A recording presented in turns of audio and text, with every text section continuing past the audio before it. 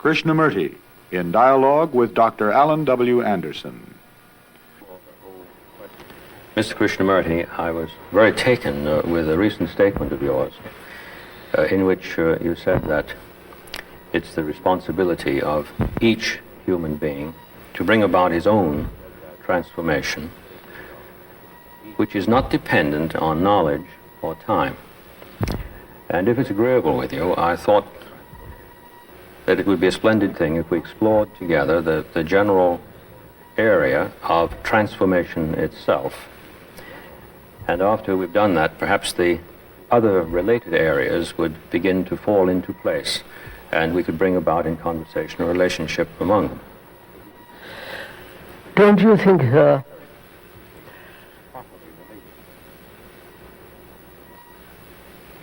considering what's happening in the world, in India, in Europe, and in America, the general degeneration in literature, in art, and especially in the deep cultural sense, in the sense religion. Yes. There is a traditional approach, a mere acceptance of authority, belief, which is not really the religious spirit. Seeing all this, the confusion, the great misery, the sense of infinite sorrow, any observant and most serious people would say that the society cannot possibly be changed except only when the individual, the human being, really transforms himself radically, that is, regenerates himself fundamentally. And the responsibility of that depends on the human being, not on the mass or on the priest or on a church or a temple or mosque or whatever, but on a human being who is aware of this enormous confusion, politically, religiously, economically, in every direction. There is such misery, such unhappiness. And when you see that, it is a very serious thing to ask oneself whether a human being like oneself or another, whether he can really deeply undergo a radical transformation. And when that question is put to him, and when he sees his responsibility in relation to the whole, then perhaps we can discuss what relationship has knowledge and time in the transformation of man. I quite follow. We'd need then to lay some groundwork in order to move into the question itself. Yes, because most people are not concerned with the world at all. Most people are not concerned seriously with the events, with the chaos, with the mess in the world at present. They're only concerned very superficially. Problem of energy, problem of pollution, and so on, such superficial things. But they're really not deeply concerned with the human mind, the mind that is destroying the world. Yes, I quite follow. What you've said places in a very cardinal way the radical responsibility on the individual as such, if I've understood you correctly. Yes. There are no 5-year plans that we can expect to help us out. The word individual really is not the correct word, because individual, as you know, sir, means undivided, indivisible in himself. But human beings are totally fragmented. Therefore, they are not individuals. They may have a bank account, a name, a house, but they're not really individuals in the sense. A total, complete, harmonious whole, unfragmented. That's really what it means to be an individual. But you see, again, the word whole implies not only sanity, health, and also the word whole means holy, H-O-L-Y. Mm-hmm. All that's implied in that one word, whole. And human beings are never whole. They're fragmented. They're contradictory. They are torn apart by various desires. So when we talk of an individual, the individual is really a human being who is totally, completely whole, sane, healthy, and therefore holy. Mm-hmm. And to bring about such a human being is our responsibility in education, politically, religiously, in every way. Mm-hmm. And therefore it's the responsibility of the educator, of everybody. Not just myself, my responsibility. It's your responsibility as well as mine, as well as his. It's everyone's responsibility. Absolutely, because we have created this awful mess in the world. Mm-hmm. But the individual is the one who must make the start. A human being. Right. Each human being, it doesn't matter whether he's a politician or a businessman or just an ordinary person like me in the street, it's our business as a human being to realize the enormous suffering, misery, confusion there is in the world. And it's our responsibility to change all that. Not the politicians, not the businessman, not the scientists. It's our responsibility. Therefore, the question arises from that: does a human being realize with all seriousness his responsibility not only to himself but to the whole of mankind? It wouldn't appear so from the way things go on. Obviously not. No. Each one is concerned with his own little, petty little, selfish desires. Mm-hmm. So, responsibility implies tremendous attention, care, diligence, not negligence as now it is going on. Mm-hmm. Yes, I do follow that. As you know, I have been all over the world, except behind the Iron Curtain and Bamboo Curtain. I've been all over. And I've seen dozens and thousands of people. I've been doing this for 50 years and more. Human beings, wherever they live, are more or less the same. They have their problems of sorrow, problems of fear, problems of livelihood, problems of personal relationship, problems of survival, overpopulation, and whether this enormous problem of death, it's a common problem to all of us. There is no Eastern problem and Western problem. The West has its particular civilization and the East has its own. And human beings are caught in this trap. Mm-hmm. Yes, I follow that. And they don't seem to be able to get out of it. They're going on and on and on for millennia. Therefore, the question is, how does he bring this about? That's it. As an each, as a one. Well, are we asking this question, sir? What place has knowledge in the regeneration of man, in the transformation of man, in the fundamental, radical movement in man? What place has knowledge, and therefore time?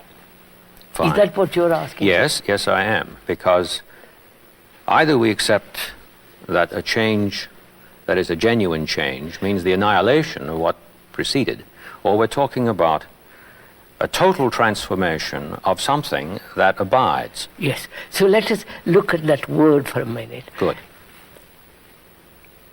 A revolution,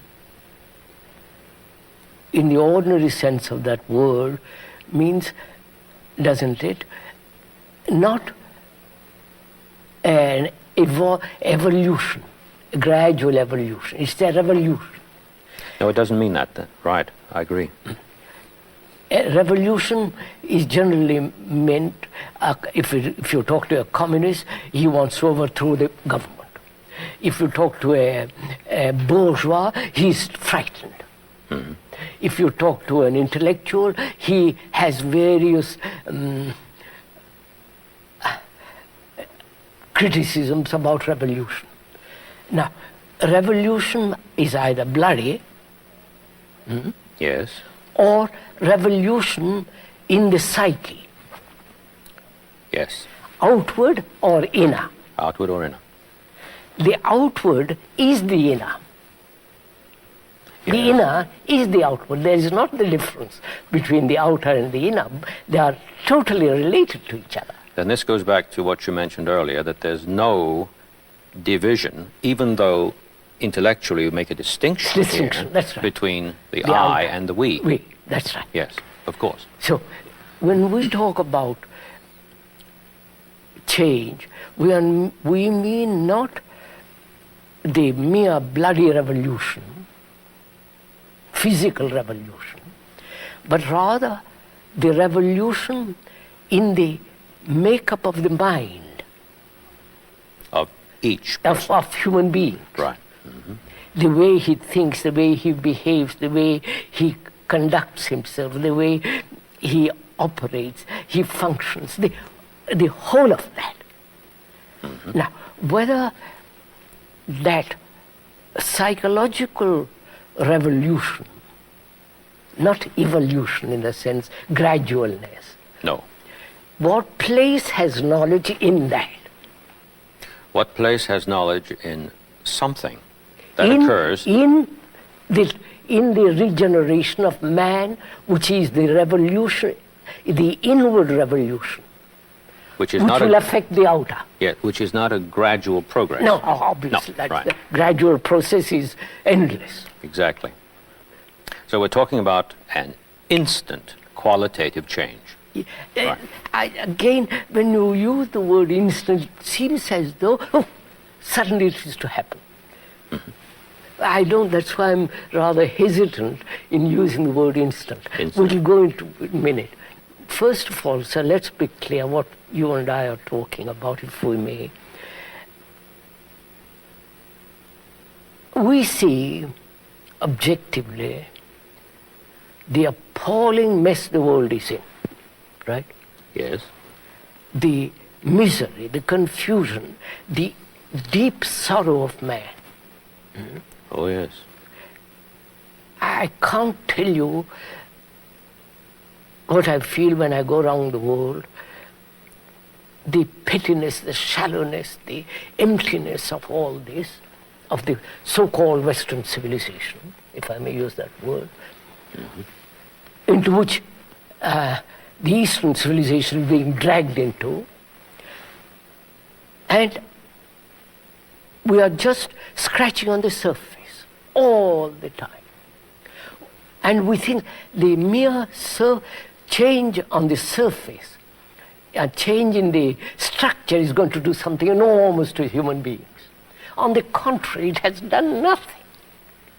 You mean, it polishes a little bit here and there, but deeply, fundamentally, it doesn't change man. So when we are discussing change, we must be, I think, fairly clear that we mean the change in the psyche, in the very being of human beings. That is, in the very structure and nature of his thought. A change at the root. At the root. At the root itself. Root. And therefore, when there is that change, he will naturally bring about a change in society. It isn't society first, individual or individual first. It is the human change which will transform the society. They are not two separate things. Human beings have created this society. By their greed, by their anger, by their violence, by their brutality, by their pettiness, they have created this society. Precisely. And they think by changing the structure, you're going to change the human being. This has been the communist problem, this has been the eternal problem. That is, change the environment, then you change man. They have tried that in 10 different ways, and they haven't done it, succeeded in changing man. On the contrary, man conquers the environment, the structure. So, if we are clear that the outer is the inner is the outer, that there is not the division, the society and the individual, the collective and the separate human being, but human being is the whole. He is the society, he is the separate human individual, he is the factor which brings about this chaos. Mm-hmm. Mm-hmm. Yes, I'm following that very closely. He is the world and the world is him. Yes. Therefore, if he changes, the whole thing everything changes. If he doesn't change, nothing changes. That's right. I think this is very important because we don't realize, I think, this basic factor that we are the world and the world is us. That the world isn't something separate from me and me separate from the world. You're born in a culture, Christian or Hindu or whatever culture you're born in, you are the result of that culture. Mm-hmm. Mm-hmm. And that culture has produced this world. The materialistic world of the West, if one can call it, which is spreading all over the world, mm-hmm. destroying their own culture, their own traditions. Everything is being swept aside in the wake of the Western culture. Mm-hmm. And this culture has produced this human being. And the human being has created this culture.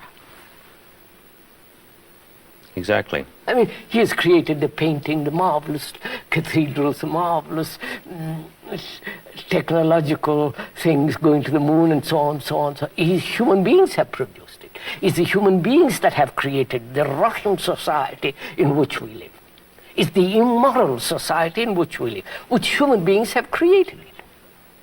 Oh yes, there's no way to deny that. And therefore, the world is you, you are the world. There is no other thing. If we accept that, if we see that, not intellectually, but feel it in your heart, in your mind, in your blood that you are that, then the question, is it possible for a human being to transform himself inwardly and therefore outwardly? You see, sir,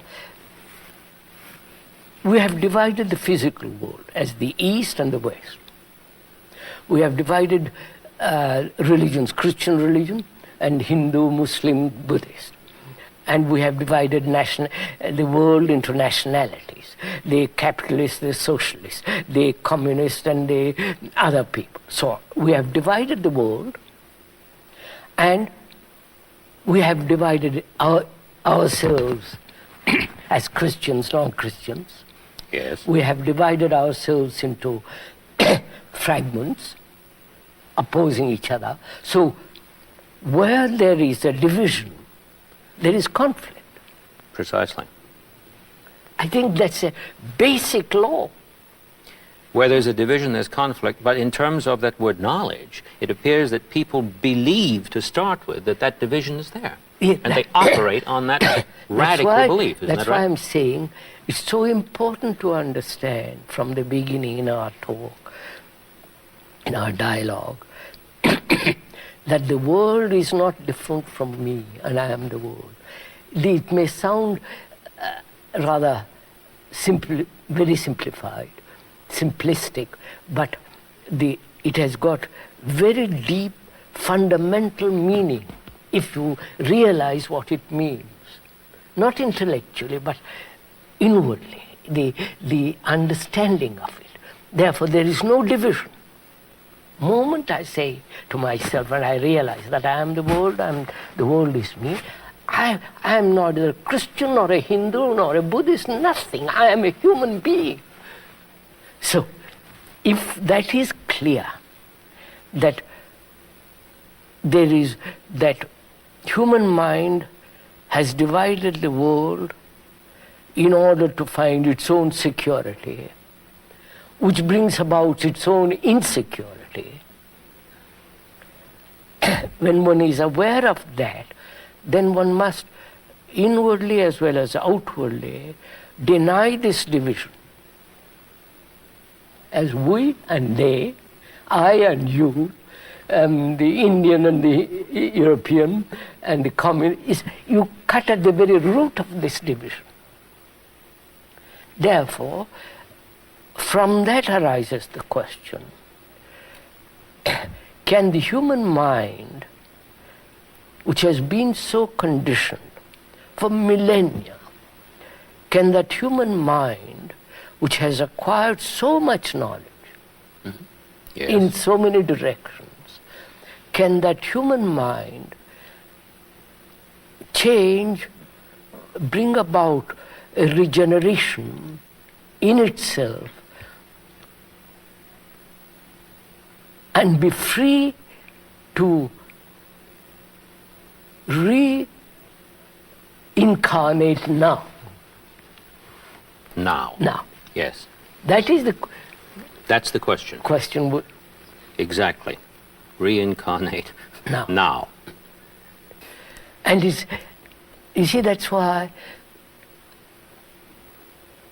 culture is different from civilization. Culture implies growth. Oh, yes. Oh, yes. Now, growth in the flowering of goodness. A lovely phrase. Lovely phrase. That is culture. The flowering Real of culture. goodness. The flowering in goodness. You understand, sir? Yes. And that doesn't exist. We have civilization. You can travel from India to America in a few hours. You have better bathrooms, better this and better that, and so on, with all the complications that it involves. That has been the Western culture which is absorbing the East now. So, the goodness is the very essence of culture. Mm-hmm. Religion is the transformation of man. Not all the belief churches and the idolatry of the Christians or the Hindus. That's not religion. So we come back to the point. If one sees all this in this world, observes it, not condemn it or justify it, just to observe it, then from that one asks, man has collected such enormous information, knowledge, and has that knowledge changed him into goodness. You follow? I follow. Into a culture that make him flower in this beauty of goodness. It has not. No, it has not. Therefore, it has no meaning. excursions into defining goodness is not going to help us. I mean, that you can give explanation, one definition, but that's not, definitions are not the reality. No, of course not. The word isn't the thing. The description isn't the described. Precisely. So, we come back again. Yes, let's do. Because I personally am tremendously concerned with this question. How to change man? Because I go to India every year for 3 months or 5 months, and I see what's happening there, and I see what's happening in Europe, I see what's happening in this country, America, and it's something, I can't tell you what shock it gives me each time I come to these countries. The degeneration, the superficiality, the intellectual concepts galore, without any substance, without any basis or a ground in which the beauty of goodness, of reality can grow. Now, so saying all that, what place has knowledge in the regeneration of man? That is the basic question. That's our point of departure. Good. That accumulated knowledge, whether in the scientific world or in the biological world or in the business world or in the world of the mind, the being, is the known. The known is the past. Therefore, knowledge is the past. Knowledge cannot be in the present. I can use knowledge in the present. But it's funded from the past. Yeah, but it has its roots in the past. Yes, I follow. Which means, that's very interesting, whether this knowledge which we have acquired about everything. Mm-hmm. Yes. You read any, I personally don't read any of these books. Neither the Gita, Bhagavad Gita, Upanishads, none of the psychological books, nothing. I'm not a reader. I have observed tremendously all my life. Now, knowledge has its place. Oh, yes, yes. And let's be clear. Yes. That's oh, yes, in the practical order. Practical, technological. Exactly. I must know where I'm going. Precisely. Physically and so on, yes, so on, so yes. on. Now, what place has that, which is human experience as well as scientific knowledge, what place has that in changing the quality of a mind that has become brutal, violent, petty, selfish, greedy, ambitious, and all the rest of that? What place has knowledge in that? Well, going back to the statement we began with, namely that this transformation is not dependent on knowledge, no. Then the answer would have to be, it doesn't have a place. Therefore, let's find out what are the limits of knowledge. Yes, yes, of course. Where is the demarcation? Freedom from the known. Yes. Where does that freedom begin? Good. You understand? Yes, now I know precisely the point at which we're going to move from. Yeah. Where does that freedom begin? Which is not dependent on this funded accretion from That's the past. Right. So, human mind is constructed on knowledge. Yes. Has evolved through millennia on this accretion, on tradition, on knowledge. Yes. It is there. And all our actions are based on that knowledge. which by definition must be repetitious. Obviously. Of course. And it is repetitious. Mm-hmm. So, what is the beginning of freedom?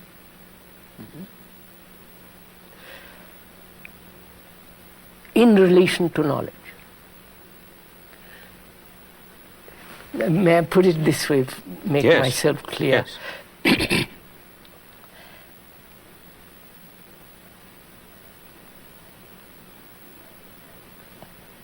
I have experienced something yesterday that has left a mark. That is knowledge. And with that knowledge, I meet next experience. So, the next experience is translated in terms of the old. And therefore, that experience is never new. Where is the beginning, or where is freedom in relation to knowledge? Or is freedom something other than the continuity of knowledge? Must be something other. Which means, it's very, if one goes into it very, very deeply, it means the ending of knowledge. Yes. And what does that mean? What does it mean to end knowledge? Whereas I have lived entirely on knowledge. It means that immediately. I mean, see what is involved in it, sir. I met you yesterday, and there is the image of you in my mind. And that image meets you next day. Yes. The image meets you. The image meets me. And I I have recall. dozen images, or 100 images. So the image is the knowledge. Mm-hmm. The image is the tradition. Mm-hmm. The image is the past.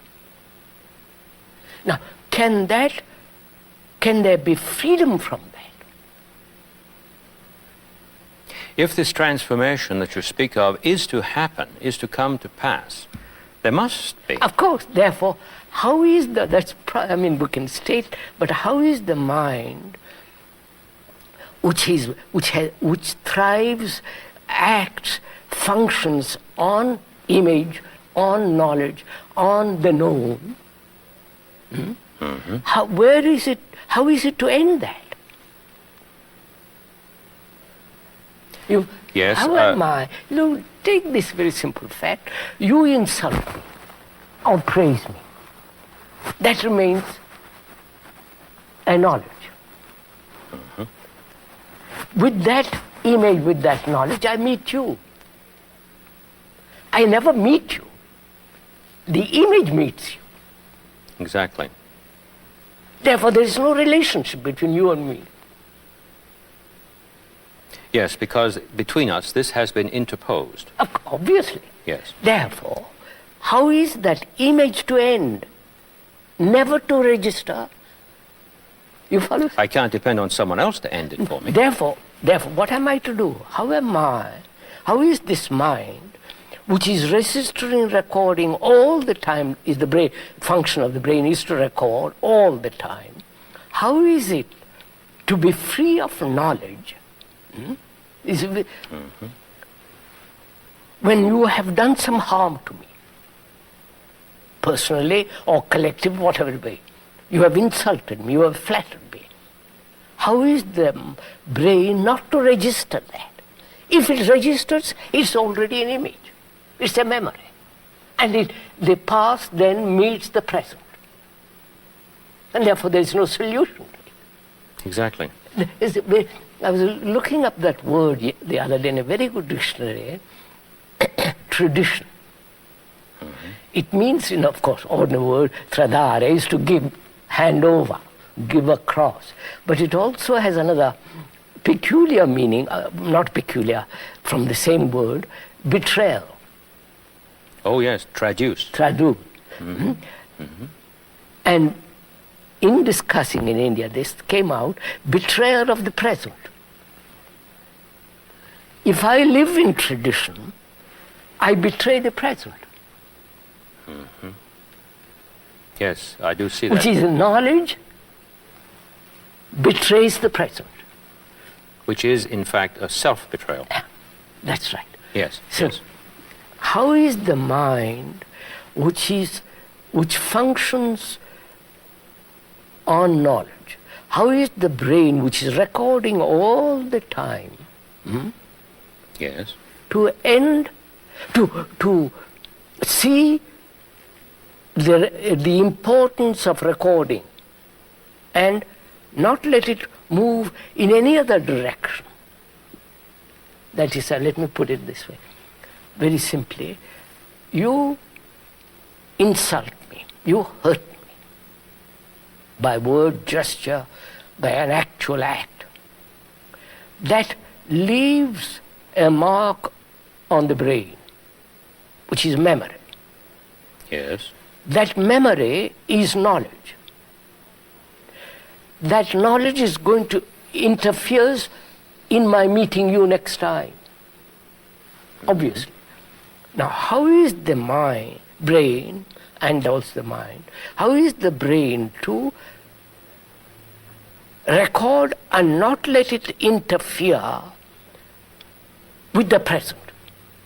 Well, the person must, it seems to me, take pains to negate. No, see what is implied, I know, but see, how am I to negate it? How is the brain whose function is to record, like a computer, it's recording. Yes. I didn't mean to suggest that it negates the recording, but it's the association, the translation of the recording into an emotional complex. How is it, that's just the point, how is it to end this emotional response when I meet you next time who have hurt me? That's the problem. That's the place from which we, in the practical order, Yeah, in our relation to ourselves, must then begin. Yeah. Exactly. You see,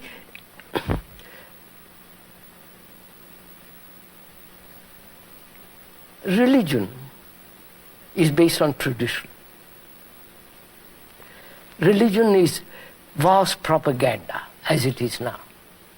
In India, here, anywhere else, propaganda of theories, of beliefs, of idolatry, worship. Essentially based on the acceptance of a theory. Yes. Yes. Essentially based on an idea. A statement, a postulate. I mean, they're Oftentimes. ideas Yes. put out by thought. Right.